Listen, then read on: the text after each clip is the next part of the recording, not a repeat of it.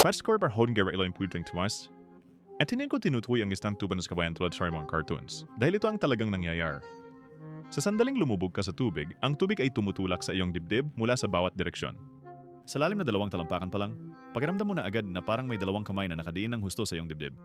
Napakaraming presyo na literal na hindi makapag-expand ang iyong mga baga. Kaya ang straw na yon, wala itong silbi. Wala talagang lakas ang iyong mga baga para humigop ng hangin pababa laban sa presyong iyon. Kaya ano ang talagang gumagana? Kumuha ng anumang lalagyan, isang kahon, isang balde, kahit ano. Baliktarin ito ng tuluyan at itulak ito diretso sa tubig. Ngayon, ito ang nangyayari sa loob. Walang mapupuntahan ng hangin. Ito ay nakulong sa pagitan ng tubig sa ibaba at ng selyadong lalagyan sa itaas. Ang presyo ng hangin sa loob ay tumutulak pabalik laban sa presyo ng tubig sa labas sa eksaktong parehong puwersa. Sila ay nagtatagisan. Ang bulsa ng hangin na iyon ay nananatiling nakasara. Ngayon, skirps ng iyong ulo sa loob ng bulsa ng hangin at huminga, tulad ng itinuro ni Jack Sparrow. Ang karagatan ay may lihim na ito sa buong panahon, at ang kailangan lang ay isang baliktad na timba para matuklasan ito.